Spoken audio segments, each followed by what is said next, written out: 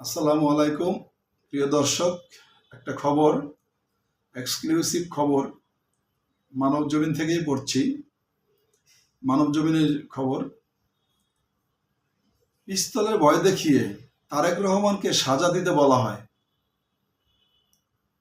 লুৎফর রহমান রিপোর্টটি করেছেন। ক্ষমতায় আওয়ামী লীগ সরকার, ঢাকার বিশেষ জজ আদালত ৩ এ বিচার চলছিল বিএনপি নেতা তারেক রহমানের বিরুদ্ধে বিদেশে অর্থ পাচার সংক্রান্ত কথিত দুর্নীতি মামলার রায় ঘোষণার আগে নানা নাটকীয় ঘটনা। বিচারক মোতাহার হোসেন স্বাভাবিকভাবেই মামলার রায় ঘোষণার প্রস্তুতি নিচ্ছিলেন, কিন্তু হঠাৎ বদলে যায় দৃশ্যপট। চারদিক থেকে আসতে থাকে নানা চাপ, হুমকি। তারেক রহমানকে যে কোনোভাবে হোক সাজা দিতে হবে। সাক্ষ্য প্রমাণের ভিত্তিতে মামলার রায় যা হওয়ার তাই হবে। বিচারক প্রথমে এমন মনোভাব প্রকাশ করলেও তার উপর চাপ আরো বেড়ে যায়। আইন মন্ত্রণালয়ের কর্মকর্তা, পরে আইন সচিব হন আবু সালেহ শেখ মোহাম্মদ জহিরুল হক দুলাল সরাসরি যোগাযোগ করেন মোতাহার হোসেনের সঙ্গে। চলে আলোচনা। বিচারকের মনোভাব দেখে ভয় দেখানোর কৌশল নেন দুলাল। ধানমন্ডিতে উচ্চ আদালতের এক বিচারপতির বাসায় ডাকা হয় মোতাহার হোসেনকে। সেখানে উপস্থিত হন মনিরুল হক দুলাল, সঙ্গে কয়েকজন গোয়েন্দা কর্মকর্তা। কয়েকজন কোমরে পিস্তল গুঁজে সেখানে প্রবেশ করেন। বিচারক মোতাহার হোসেনকে বলা হয় তারেক রহমানকে যে কোনো মূল্যে সাজা দিতে হবে। বিচারক তখন জানান, মামলায় সাক্ষ্য প্রমাণ নেই সাজা দেওয়ার মতো। এ মামলায় সাজা দেয়া আইনসঙ্গত হবে না। তখন দুলাল বিচারকরে প্রাণনাশে ভয় দেখান। গোয়েন্দা কর্মকর্তারাও ভয়ের পরিবেশ তৈরি করেন। এক পর্যায়ে দুলাল বিচারককে বলেন, আপনাকে রায় লিখতে হবে না, আমি লিখে দেব, আপনি শুধু পড়বেন। পরে দুলাল রায় লিখে পাঠিয়েছিলেন বিচারকের বাসায়। বিচারক মোতাহার অবশ্য আদালতে জহিরুল হক দুলালের লিখে দেয়া রায় পড়েননি। তিনি নিজের লেখা রায় পড়ে তারেক রহমানকে অভিযোগ থেকে বেকসুর খালাস ঘোষণা করেছিলেন। রায় ঘোষণার পর থেকে চরম নিরাপত্তাহীনতায় পড়েন বিচারক মোতাহার। চাকরি থেকে অবসর নেওয়ার 1 মাস আগের এই ঘটনা উলটপালট করে দেয় তার সবকিছু। কিছুদিন আত্মগোপনে থাকার পর আদালতে ফিরে আসলেও বুঝতে পারেন তাকে শায়েস্তা করার নানা আয়োজন চলছে। পরে নিজের অফিস গুছিয়ে অবসর নেওয়ার আগের দিন প্রিয় কর্মস্থল ছাড়েন। এক ছেলেকে নিয়ে চলে যান মালয়েশিয়া। এরপর আরেকটা ভবঘুরের মতো সময় কাটিয়েছেন।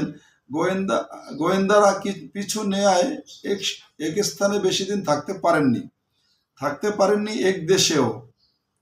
কয়েক দেশ ঘুরে 22 সালে থিতু হন ফিনল্যান্ডে। ছেলেকে নিয়ে সেখানে রাজনৈতিক আশ্রয়ে আছেন।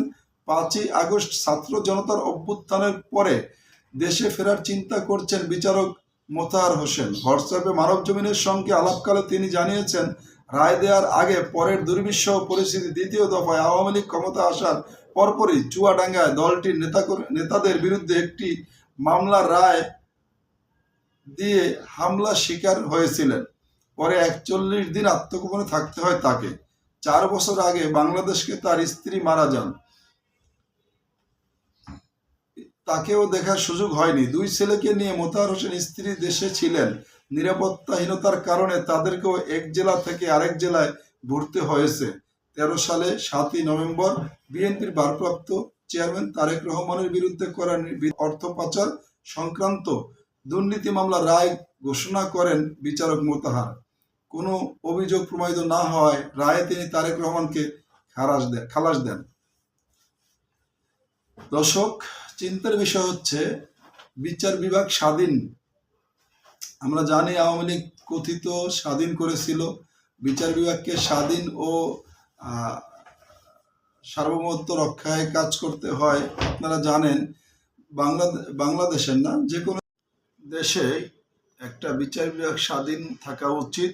যেখানে বাংলাদেশে বিগত দিনে আমরা দেখেছি যে কিভাবে বিচারকের ঘাড়ে বন্দুক রেখে কিভাবে বিচারকরা জিম্মি করে রায় লিখে নেওয়া হয়েছে, এবং কি রায় লিখে দিয়ে বিচারককে দিয়ে পাঠ করানো হয়েছে। বিচারের নামে প্রহসন করা হয়েছে এবং বাংলাদেশে আইনের শাসন ছিল না বললেই চলে। কারণ বাংলাদেশে একটা গোষ্ঠী, একটা পরিবার, একটা রাজনৈতিক দল যেভাবে চেয়েছে ঠিক সেভাবেই তারা করতে পেরেছে, করতে বাধ্য করেছে সবাইকে। এমন আমরা নজিরে আছে, এই বিচারক মোতাহার উনি দেশে নেই, উনি দেশ থেকে চলে যেতে বাধ্য হয়েছে, পরিবারও অনেক ধরনের হ্যারাসমেন্টের শিকার হয়েছে। এবং আমরা জানি প্রধান বিচারক এস.কে. সিনহাও রাতের অন্ধকারে দেশ থেকে পালাইতে বাধ্য হয়েছে। উনি অনেক স্টেটমেন্ট দিয়েছে ইউটিউবে এসে যে ওনাকে ডিজিএফআই প্রধান পর্যন্ত বারবার হুমকি ধামকি দিয়েছে, অনেক ধরনের প্রেশার ক্রিয়েট করে দেশ থেকে পালাইতে বাধ্য করছে।